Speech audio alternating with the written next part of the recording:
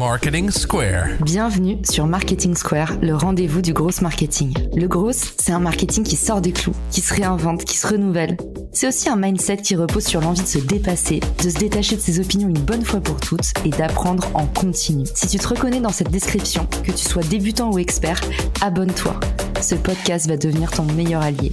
Imaginez un monde où vous pourriez améliorer vos publicités LinkedIn avec les données précieuses compilées sur HubSpot, comprendre pleinement votre ROI et même intégrer vos données clients avec vos données de ciblage. Avec la nouvelle intégration HubSpot et LinkedIn, accédez à un reporting détaillé, améliorez vos efforts de vente et soyez prêts à décrocher de nouveaux prospects qualifiés. Essayez HubSpot et LinkedIn aujourd'hui sur www.hubspot.fr/LinkedIn-ads ou rendez-vous dans la description de l'épisode pour cliquer directement sur le lien.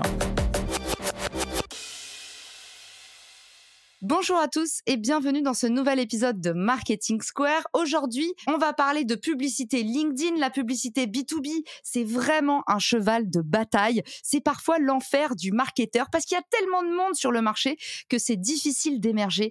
Et le b.a.-ba, la première étape, c'est ce dont on va parler aujourd'hui. On va parler du pouvoir du ciblage, en particulier dans la mise en place de campagnes LinkedIn Ads. Et pour en parler avec moi aujourd'hui, je reçois Moni Chim, qui est bien connue déjà des oreilles des auditeurs. Salut Caro, merci pour cette super intro. Je suis freelance spécialiste en publicité LinkedIn Ads et aujourd'hui, je vais essayer de vous donner un maximum de pépites sur LinkedIn Ads, sur comment actionner ce canal d'acquisition pour aller générer de la demande pour votre offre B2B high ticket.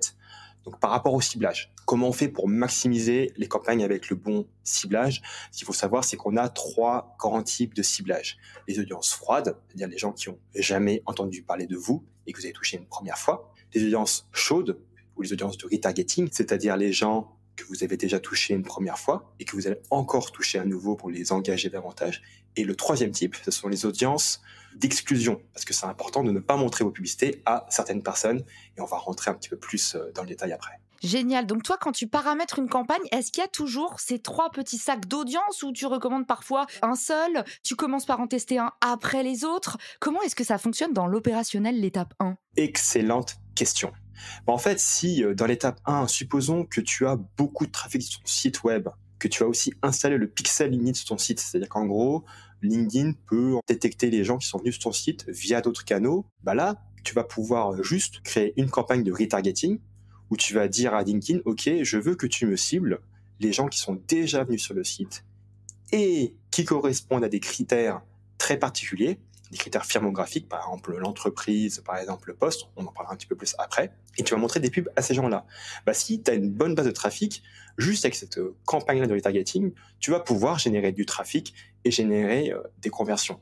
Mais bon, c'est pas avec ça que tu vas faire tous tes résultats. Il faut aussi générer plus de trafic, entre guillemets, top of funnel qui va venir de LinkedIn. Ce que tu veux faire, toi, c'est vraiment attirer les personnes que tu veux via la publicité. Tu vois, avec Facebook, avec d'autres régies, tu vas passer par des devinettes, tu vas dire, ouais, ok, les gens ils s'intéressent à ça ou à ça ou à ça. Je cible les RH et je vais cibler des gens sur Facebook qui s'intéressent aux RH. Bon, c'est pas encore extrêmement précis. Alors qu'avec LinkedIn, on va être beaucoup plus précis. Donc, c'est pour ça que le ciblage froid de LinkedIn, il est vachement puissant. Donc, typiquement, on va faire soit que du retargeting, soit dans la plupart des cas, du chaud et du retargeting. Et au-dessus de ça, on met une surcouche d'exclusion, c'est-à-dire toutes les campagnes.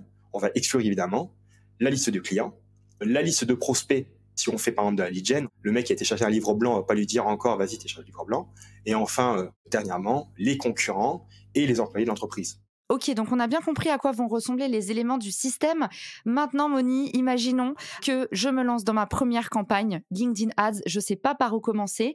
C'est quoi les grandes étapes, si tu devais l'expliquer là comme ça à ta meilleure amie? Tu nous parles de l'installation de ce pixel, par exemple. Par quelles étapes pratico-pratiques il faut passer pour commencer à faire ses premiers ciblages? Oui, donc tu vas commencer effectivement à mettre en place ton pixel. Je conseille de passer par Google Tag Manager et d'installer ce qu'on appelle le LinkedIn Insight Tag 2.0, qui est une nouvelle version du tag LinkedIn dont personne ne parle, étrangement, mais qui est plus facile. Donc tu installes ton petit pixel et tout de suite, tu crées une audience de retargeting LinkedIn qui s'appelle, j'ai plus le nom en français, mais c'est tous les visiteurs du site web. Donc en fait, c'est une audience qui est vachement importante de créer au début, parce que c'est comme un seau que tu remplis. C'est-à-dire que si tu as eu du trafic pendant 5 ans sur ton site, mais qu'aujourd'hui tu mets ton pixel LinkedIn, le trafic il y a 5 ans, il va pas être rentré en fait dedans. Donc ça, c'est vraiment la première étape qu'il faut vraiment pas oublier, qu'il faut faire direct. Et après, tu vas commencer à travailler sur ton ciblage. Le ciblage, c'est basé sur ton ICP, évidemment.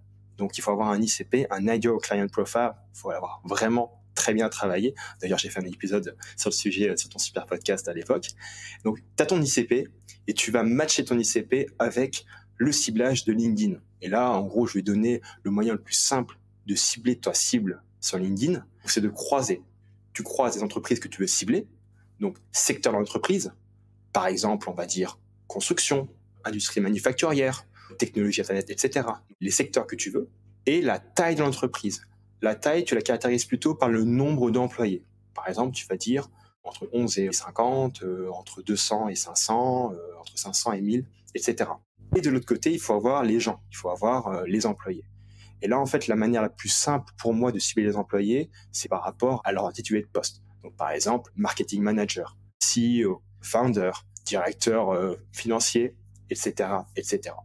Est-ce qu'on met le plus possible de termes ou est-ce que au contraire, ça dissout le message? Je te donne un exemple. On peut dire dirigeant, on peut dire CEO, on peut dire cofondateur. Est-ce que plus on met de termes, plus finalement ça permet d'aller chercher des gens qui peut-être en plus sont moins ciblés d'habitude par les termes très génériques, tu vois, dirigeant d'entreprise, ou est-ce que au contraire ça finit par faire un peu fourre-tout? En fait, il faut jouer avec ça parce que le problème, c'est que le matching, il n'est pas parfait. Je vais donner un exemple très bête. Tu mets marketing manager en poste.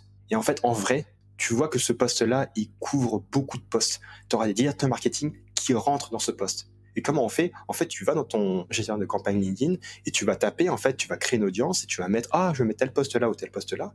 Et tu vas te rendre compte que, par exemple, il y a des postes qui sont comme, tu sais, les poupées gigognes russes, là, qui en contiennent d'autres. Donc, c'est pour ça qu'il faut que tu essayes différentes combinaisons. Bon, moi, ce que je te dirais, prends tout ce qui semble avoir du sens par rapport au poste que tu vises et par rapport à la seniorité que tu vises, en fait, si tu veux. Et puis après, en fait, tu vas voir les tailles d'audience qui sont associées. Si tu vois que tu as une taille d'audience qui est toute petite, genre tu as 1000 personnes, ça le fait pas trop. Parce qu'en gros, une audience froide sur LinkedIn, en général, c'est entre 20 000 et 80 000 que je fais. Plus petit, ça risque d'être un peu petit. On risque de saouler les gens un petit peu trop rapidement. Et trop grand, ça veut dire qu'on a ciblé beaucoup trop large et que du coup, on aura un message qui sera vachement dilué. On aura des gens trop différents les uns des autres. Ok, hyper clair. Et du coup, une fois que tu as ton premier bassin d'audience, donc on va dire tu vas avoir mis une dizaine de termes de recherche, du coup, donc on a marketing manager, peut-être content manager, community manager, tu vas aller chercher comme ça une audience froide assez large, comme tu nous as dit. Ensuite, qu'est-ce qui se passe? Est-ce que le travail de ciblage est fini? Déjà, ce qu'il faut savoir, c'est que par rapport à ton ciblage, en B2B, donc il y a ce qu'on appelle un comité d'achat qui peut être plus ou moins complexe, mais là on va le simplifier. On va dire qu'il y a l'utilisateur, c'est la personne qui a la douleur au quotidien, et il y a derrière le décideur, typiquement son N+1, c'est une personne qui va signer le chèque. Et donc en fait, ce que tu vas typiquement essayer de faire avec tes ads, c'est que tu vas cibler les deux en fait. Donc par exemple, tu vas essayer de cibler le RRH, on va dire, qui est le user, qui est l'utilisateur, et tu vas cibler aussi le DRH, qui va être plus la personne qui va signer. Et dans ton audience, tu vas mettre les deux en fait. Tu vas parler des douleurs associées à ça. Donc ouais, ça c'est au niveau du ciblage, je pense qu'on peut s'arrêter à là. Et en fait, après ce que tu peux faire derrière, c'est qu'une fois que tu as créé ton audience, tu peux aller voir, tu peux aller vérifier cette audience-là pour aller voir ce que LinkedIn te donne comme détail par rapport à cette audience. Et là, par exemple, tu vas voir que sur ton audience, LinkedIn va te dire 50% de ton audience, c'est des stagiaires. Bon, je te donne un exemple. Il va donner des métriques, des statistiques qui vont te permettre de dire, ah ouais, c'est que l'audience que j'ai créée là, elle n'est pas forcément ouf, je vais peut-être changer un petit peu. Donc là, c'est vraiment important d'aller dans ce rapport-là. Et une fois que tu as fait ça, c'est important, comme je disais tout à l'heure, de bien aller exclure les clients, les employés et les concurrents.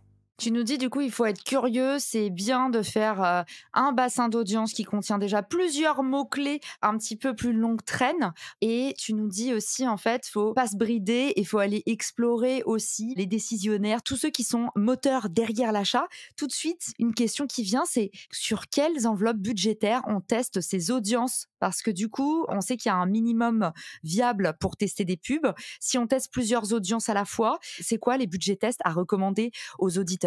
Excellente question. De toute manière, c'est impossible de lancer une campagne à moins de 10 € au jour, c'est-à-dire 300 € au mois. Alors que sur Facebook, tu peux le faire. Tu peux faire des campagnes à 1 € au jour. Donc ça, c'est le premier truc.